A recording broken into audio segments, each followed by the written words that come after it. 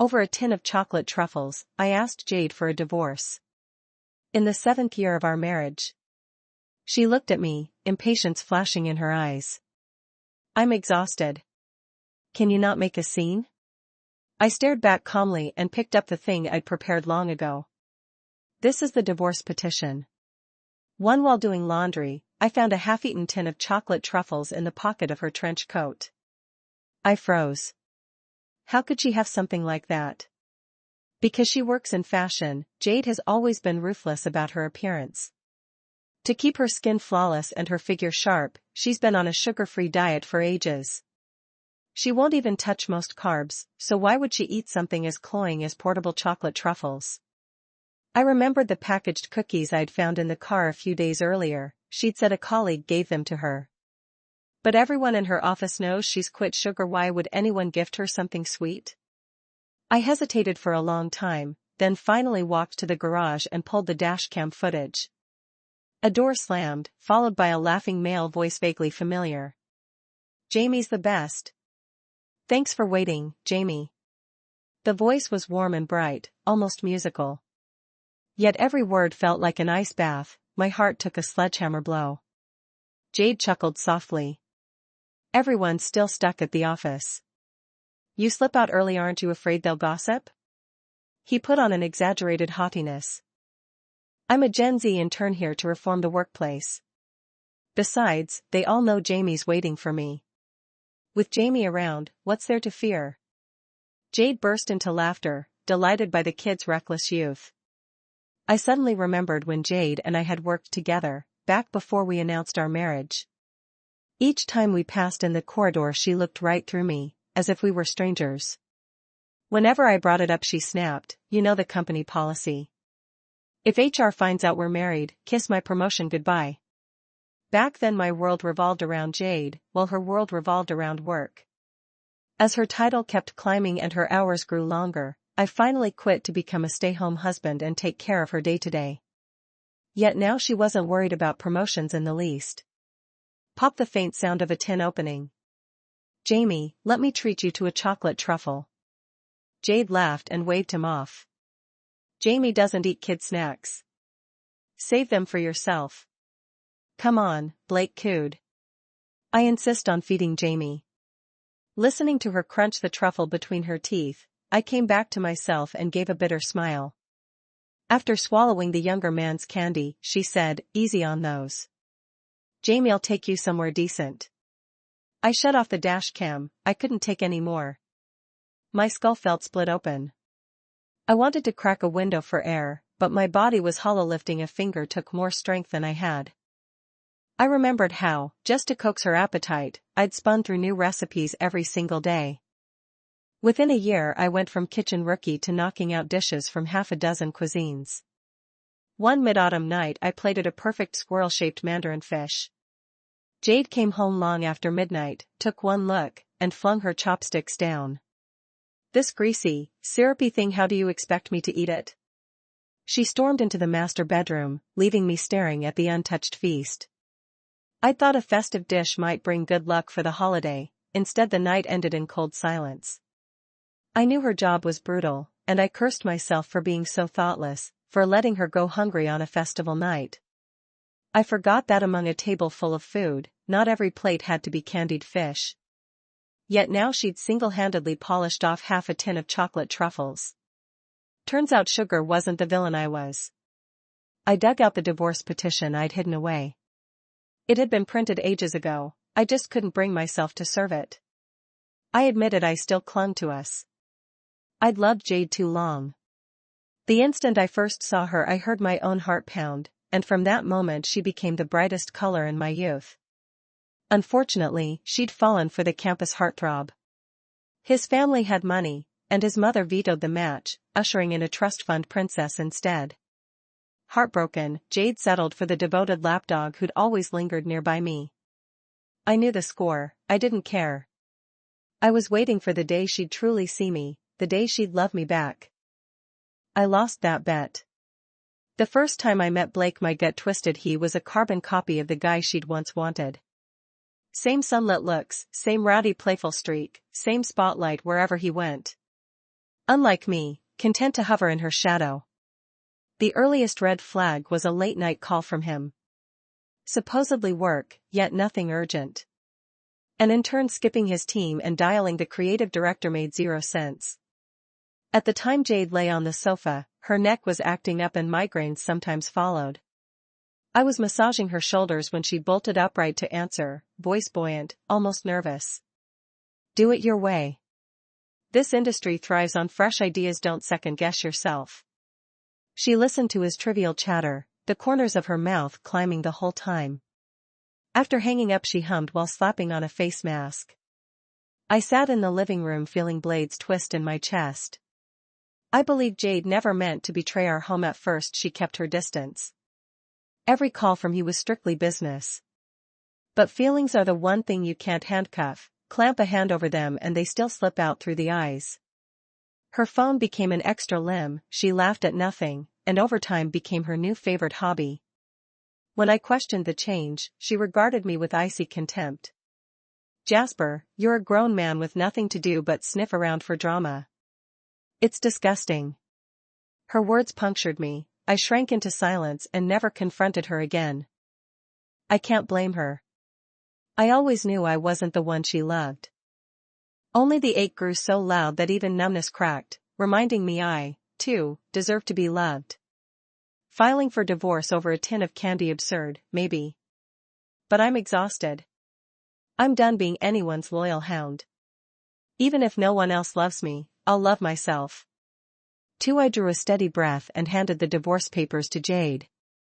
She was answering emails, irritation flaring as she swatted the file aside.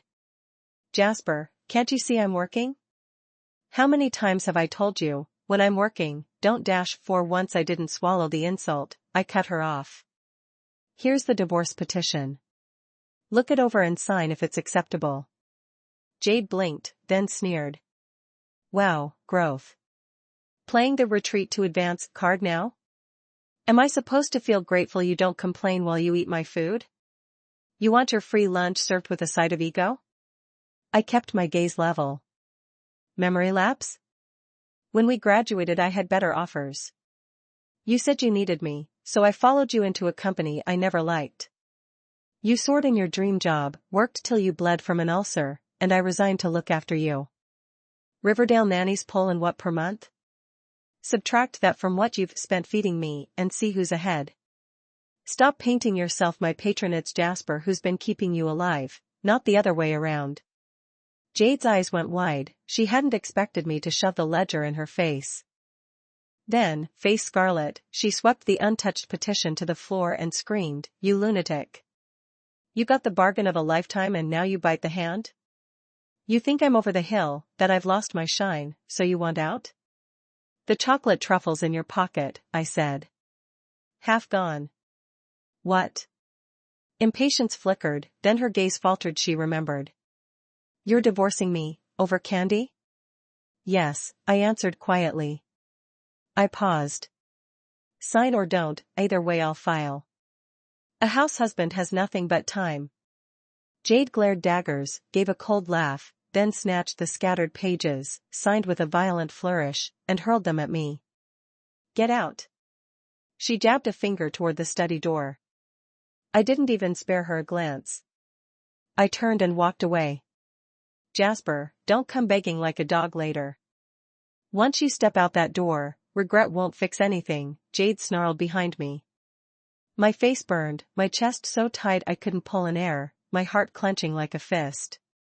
In the past, when despair had swallowed me, I'd brought up divorce too, but every time I'd chickened out. Couldn't bear to lose this home, couldn't bear to lose the woman I'd loved for years. She always knew exactly where to stick the knife. She forgot my birthday every year, yet never forgot how to hurt me. I slipped on my coat. Let's go. I've got time.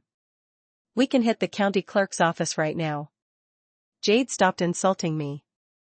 She shot to her feet and yelled, Jasper, are you *king serious? She jabbed a finger at me, livid. The roof over your head?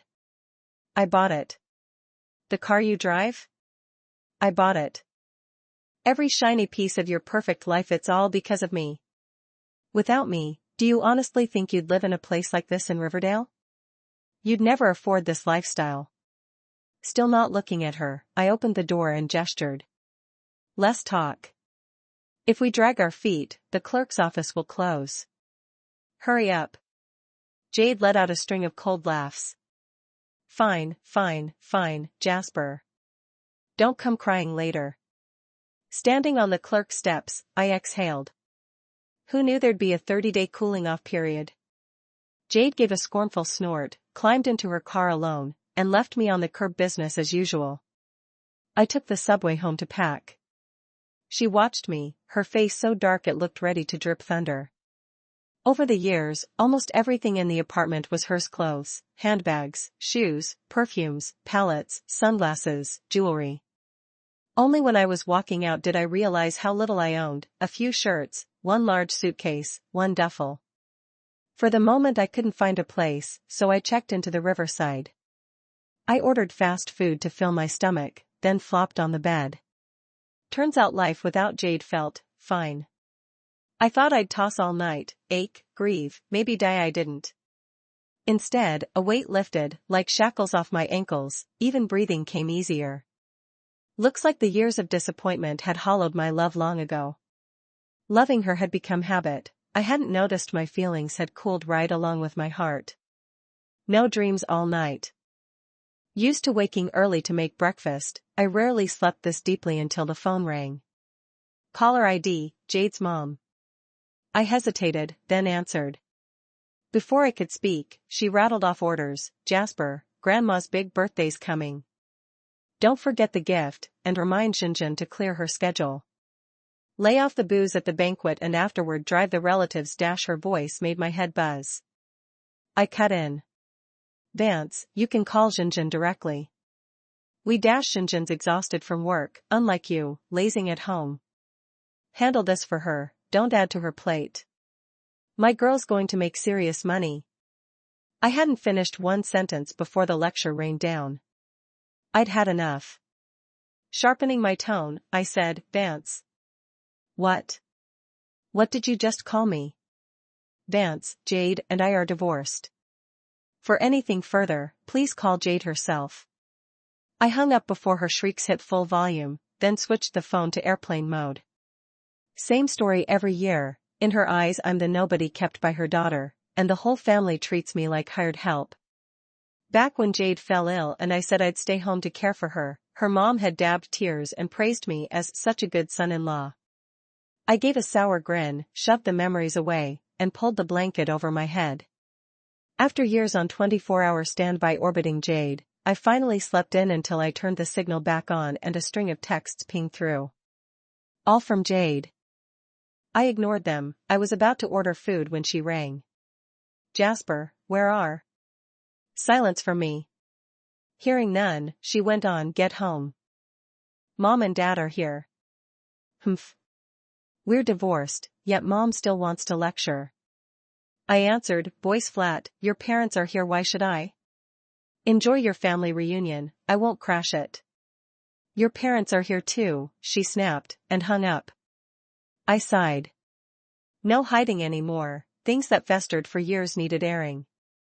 Fine, so be it. The second I stepped inside, Vance swept toward me, all smiles. Oh, little Yan's back. I gave her a blank stare and said nothing. Master of face changes, that woman. Ignored, she shifted gears at once. Young people run so hot-blooded. Every couple squabbles, sweetheart.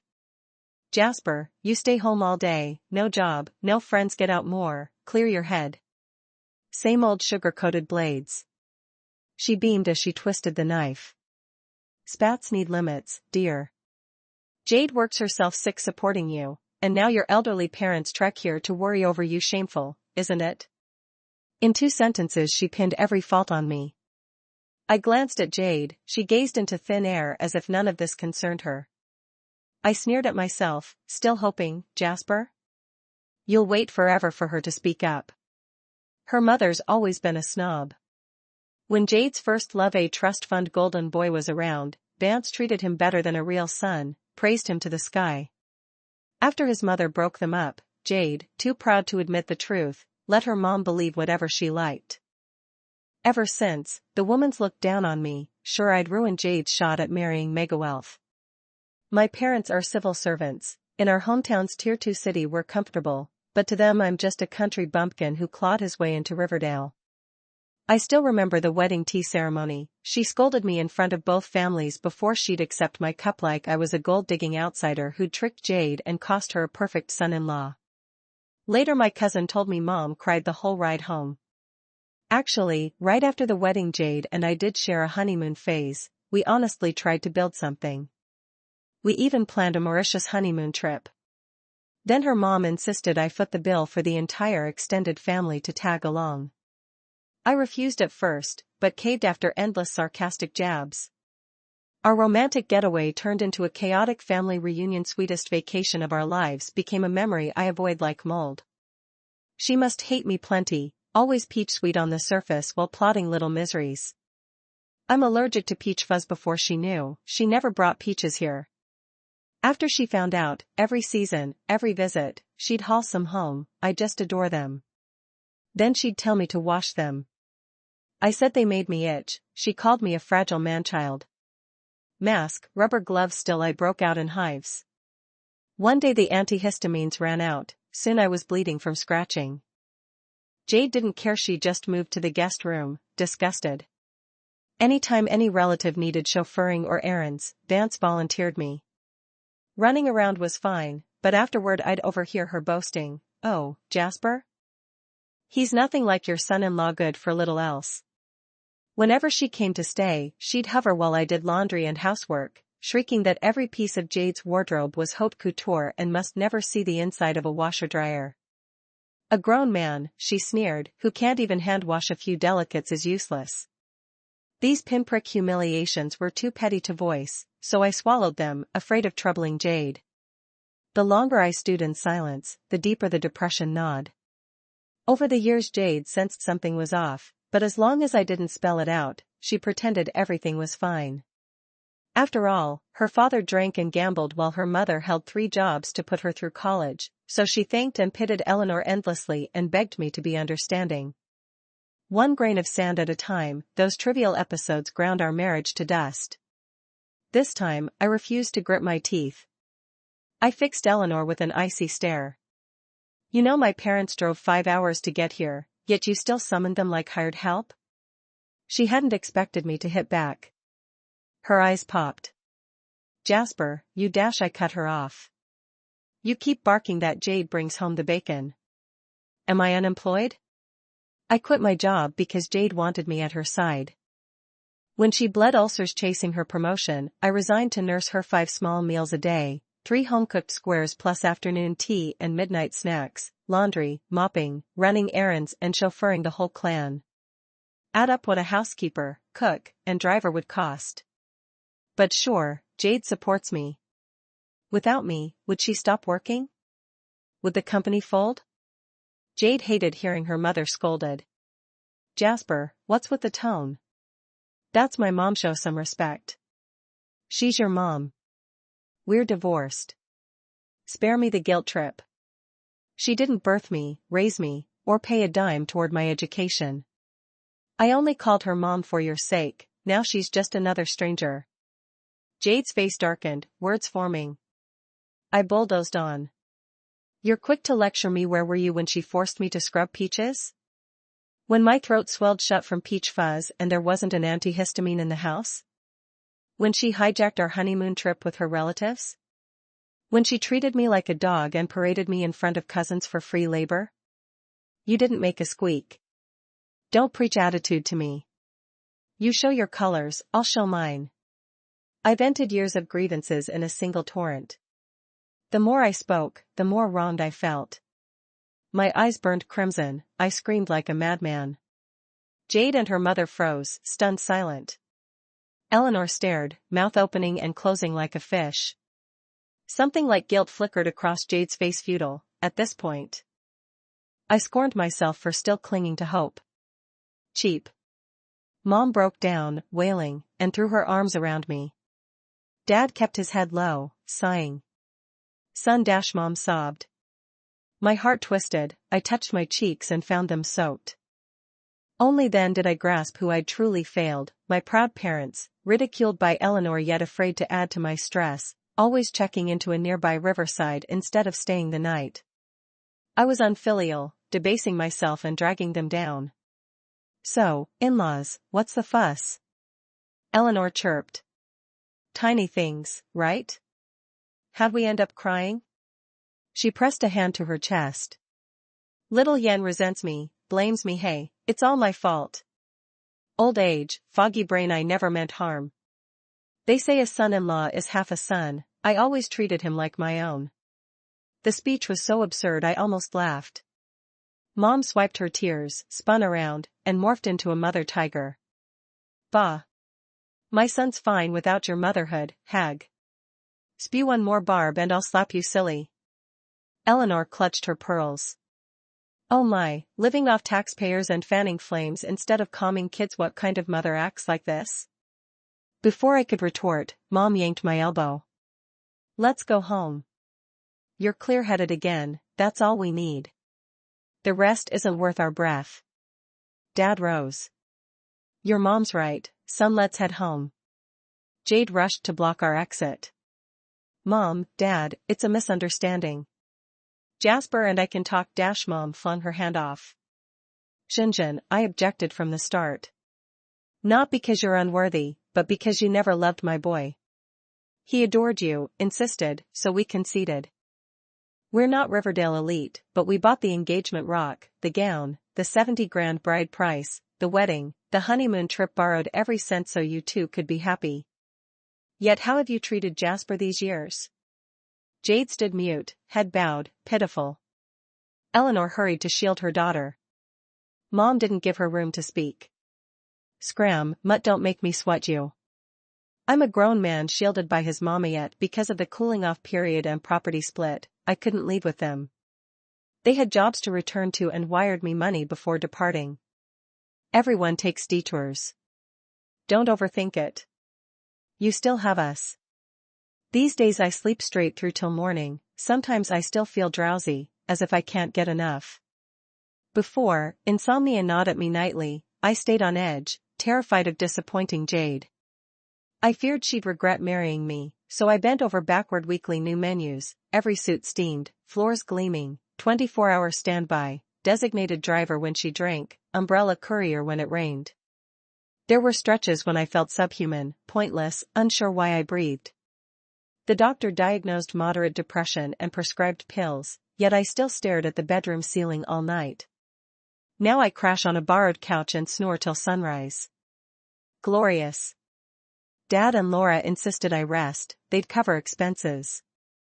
I agreed. But while resting, I want purpose. Jade and I majored in journalism. After graduation I joined a local station's newsroom, only to resign when Jade issued an ultimatum: long distance equals breakup. I followed her to a beauty conglomerate's sales floor, an industry I never loved and in which I never thrived. As Jade climbed, I retreated into house husbandry. In alumni chats and on Instagram I watched classmates' PhDs abroad, brand new careers, thriving Substacks, hometown civil service posts, each forging a future. My single achievement, this wrecked marriage. Still, it isn't too late to begin again. Late that night I lay in the hotel scrolling through my phone, a notion drifted to the surface, and at that exact instant the home security app chimed. Jade had just walked in. Lately I'd been dodging every ping that carried her name. I wanted to blank my mind for a while, so I meant to delete the app but accidentally tapped the live feed instead. Two figures filled the frame: Jade and Blake. Only days ago she'd acted as though she couldn't bear my leaving, now she'd already paraded the new guy into our house. Looked like I'd timed the divorce petition perfectly. She couldn't even walk a straight line, clearly smashed, while Blake played the solicitous prince, half carrying her to the sofa and casually raiding the fridge for a bottle of water. She grabbed it, then hurled it away the next second, shrieking, "My stomach's wrecked and you hand me ice water? Where's my hangover cure soup? I want soup." "Jamie, there's no soup here. I could DoorDash something, just sip this for now." He said DoorDash without even glancing at his phone. Jade erupted, swiping everything off the coffee table, then lurched toward the master bedroom. He darted after her, circling an arm around her waist. My expression darkened, the thought of them wrecking our marriage bed made bile rise in my throat. I was about to kill the feed when curses erupted from the bedroom, and Jade came stumbling back out barefoot. She'd peeled off her blazer and stood there in a camisole and skirt. Blake, half undone, tried to drag her back while she clawed and shoved, yelling, "Get off me! You're not my husband, get lost!" Blake put on the kicked puppy mask. "Jamie, it's me, Sue.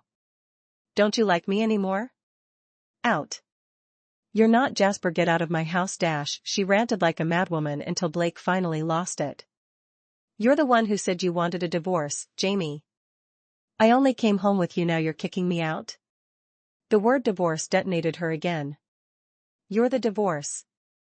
Your whole family's divorced." "I'm not divorcing, I am not." "Psycho!" he snarled, slamming the door behind him. Jade staggered after him, flinging whatever she could grab, tripped, and smashed her knee against the floor, bawling in pain. "It hurts, Jasper? Jasper?" Silence answered. She hugged her knee, sobbing, then wailed, "My stomach make me soup, Jasper, my head aches, rub it for me, Jasper, everything hurts, She kept calling, and I kept still. A jumble of feelings churned inside me. I'd braced for them to spend the night together. Jade demanded perfection from herself, from me. Our life ran on endless rules, yet none of them seemed to apply to him. She guarded her image like a vault, preached her sugar-free diet for years, drank her coffee black, then popped the milk chocolate-coated nuts he offered. That tiny tin of candy, her flagrant favoritism, stabbed straight through me, leaving me pathetic and small. Watching her sprawl on the floor, I laughed at myself. She only needed me when she cracked. More accurately, she didn't need me, she needed a round-the-clock butler. Headache from overtime, my hands massaged, feet sore from heels, my knuckles kneaded, neck stiff from screens, my fingers worked the knots. While she still slept, I was up cooking breakfast, laying out the exact shoes and bag from her Instagram flat lay. For 7 years I kept life seamless for her, and what she couldn't live without was my relentless service. After midnight a nightmare jolted me awake. I sat up, lamp on, sleepless again. I checked the feed. Jade had pulled herself onto the sofa, clutching her stomach, knee raw and swollen. She stared blankly, then burst into fresh sobs. "My stomach, Jasper, where's the medicine?" Ever since her bleeding ulcer hospitalization, I'd hunted down every folk remedy. She's fine until she drinks. So whenever she had client dinners, I packed antacid meds and kept hangover cure soup warming on the stove. Afraid she'd ransack the house in my absence, I placed 2 first aid bins right under the TV console and told her a dozen times. Clearly, it never registered. I could tap a message, but I didn't. I just watched. For years I believed heart could swap for heart. All I got was scar tissue. My love, my recklessness, my devotion, probably trash in her eyes. I was the spare tire she summoned or ditched at whim. She doubled over, hugging a throw pillow, hoarsely repeating my name. "Jasper, where are you?" When the pain sharpened, she began digging through drawers, yanking cables and remotes aside, until she unearthed the 2 bins. Sticky notes detailed every pill inside. Clutching the bin, she sobbed harder. That night she swallowed nothing. She cried herself to sleep on the sofa, arms around the medicine box. I stared at the ceiling till dawn. 5 after lunch I lay down, eyes shut, drifting, when my phone buzzed, unknown number. "Hey, is this Jasper? We need to talk." An arrogant lilt, Blake. "Get lost." I hung up. He dialed again. I rejected and blocked him. I underestimated his persistence. New number, same voice. "I just want to discuss Jamie." "Scared? Guilty maybe? You file for divorce but won't let go." Classic, playing hard to get. "You think Jamie buys the act?" "I don't." I almost laughed. Jade screaming my name and booting him out had clearly bruised his ego. Whatever his problem, he had zero right to snarl at me. We're legally married. Divorce is our business. Who are you exactly? Side pieces usually show more humility. Want me to forward your highlights to HR and your dean? Curious how they'd react. The line went dead quiet. I chuckled. I don't care about your mess. Stay out of my face. Next time I won't be polite. After that he vanished. Apparently he's smarter than he sounds. At least he realizes love isn't life's only currency. I don't blame him for the split. Jade never loved me, I know. But a shred of respect would have prevented everything. Only, this husband never weighed an ounce in her book. Barely ended the call when Jade lit up my screen, asking to meet at the cafe. She fidgeted, finally squeezing out, I ordered your favorite mandheling. Try it. Is it okay? I pressed my lips together, amused. Had the hangover fried her brain? I'd never imagined a day she'd curry favor. Miracles never cease. Seeing my silence, she panicked. Jasper, I won't text Blake again. When his internship ends, I'll tell head office he isn't a fit. He's out. I arched a brow, half smiling. Your thing with he is your problem. Spare me the details. There's really nothing between us. I've never done anything to betray you. Why won't you believe me, Jasper? Jade pleaded. Right. They never crossed the final line. Last night she even pushed Blake away. So what? Whatever Jade's relationship with he was, it didn't change the fact that she didn't love me. I breathed slow until the heat in my chest cooled. I'm still in town for the divorce certificate. I came to see you about that, nothing else. My calm detonated her. Jasper, when you proposed you swore you'd never leave me, promised you'd love me your whole life. This is how you keep that promise? I ignored her, so she kept screaming. Do you already have someone new? Do you? Everyone in the cafe stared. I cut her off. Stop deflecting.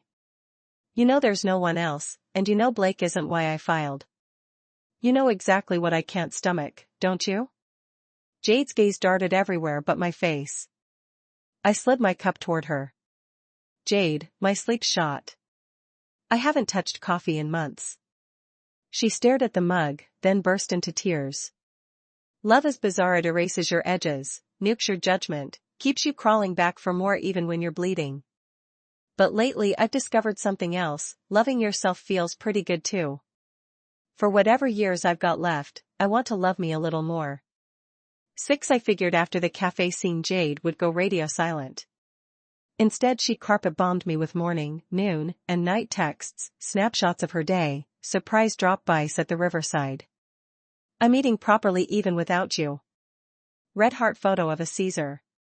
I bought a jasmine plant. They say it means never leave. I made a wish. Guess what it was? If we could travel again, where would you pick?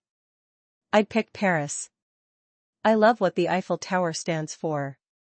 In the past week she'd texted more words than in our entire 7-year marriage. Before, I was the one who typed paragraph after paragraph, she answered with K or nothing at all. When she needed something she sent voice memos or dialed direct. Seems she honestly doesn't want the divorce, just not for any reason resembling love. While she felt sure I'd never walk, she was happy to soak up my devotion without wasting a second to reply. Now that I'm actually leaving, she's panicking. Blake, work, late nights at the head office all vaporized. She has to carve out time to pacify me. She's not ready to lose the loyal pet. A man who loves her unconditionally, champions her career, slides into the background. Yeah, suckers like that are scarce. Maybe she never loved her first love that much either. She was simply the one dumped, and the bruise never faded. That's why she clings to the memory. Otherwise, why agree to the breakup so easily, then spin around and marry me? She definitely doesn't love Blake, which is why she could cut him so cold. A gorgeous younger guy's worship feels flattering, headline-worthy, especially since he's the doppelganger of the boy who jilted her. But compared with them, she loves me least of all. What she's addicted to is applause, the glances that say, look at the superstar who has it all. Only that chorus can paper over the wound her first love left. Too bad the doormat who used to crawl has finally woken up. I once believed if I stayed in her shadow long enough she'd finally see me. Now I know you have to value yourself before anyone else will. The day the waiting period ended I called her, time to pick up the decree, my first outbound text since I moved out. Jade stalled with every excuse she could invent, then stormed the riverside waving a new weapon. Jasper, you haven't held a job in years. You're out of touch. What will you do after the divorce? Move back in with your parents and leech off them? Years of altitude have taught her that even begging can sound like charity.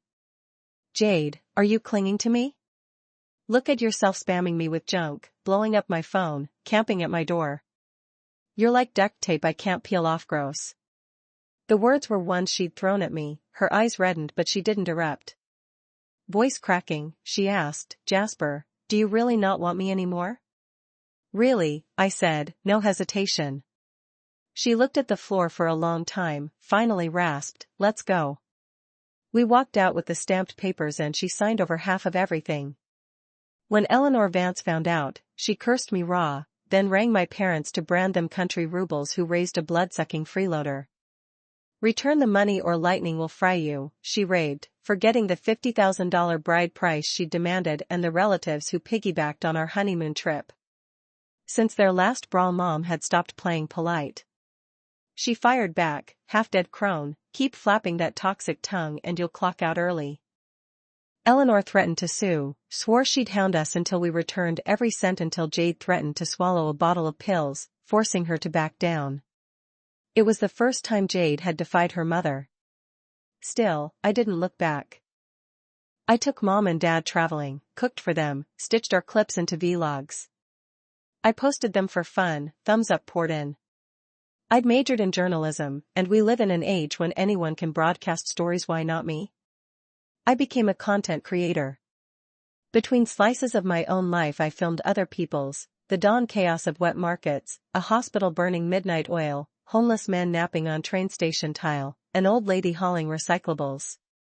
My days are full, my prescriptions gather dust, memories surface less and less. When news of Jade reached me again, it felt like a past life. I could barely recall the pain. I thought I'd rot in that abyss, turns out it was only a shallow puddle. Stand up and the water barely reaches your ankles. Friends say the divorce wrecked her. A string of screw-ups gave her rivals the opening they needed, they kicked her off the creative director throne. She quit in a fury, refuses to job hunt, barricades herself at home with bottles of wine. Her mother thinks a face and a paycheck should net a tycoon, so she storms over to scold. Jade outscreams her, blaming Mommy for her ruined marriage, insisting Mom's bitter heart couldn't stand a happy daughter. She even sold the apartment she'd bought for Eleanor, sending the woman to the hospital with rage. His shortcut GPS never recalculated. At his new firm he replayed the same con, this time hooking a multi-chain CEO. He tried to force her hand by confronting the husband, but the husband sent Muscle, who carved up the pretty face and snapped an arm and a leg. The CEO dumped him, he had zero proof and left without a dime of medical fees. Golden Boy's modeling career flatlined. Turns out the CEO and her husband had long since agreed to an open scorecard, but showing up in person to humiliate the man? That crossed a red line. He slammed an iron plate. The updates left me hollow. An anchor's line drifted back, life's a solo trip, the only thing worth chasing is the sun. Let the past drift. People have to move forward. Thanks for listening to today's story.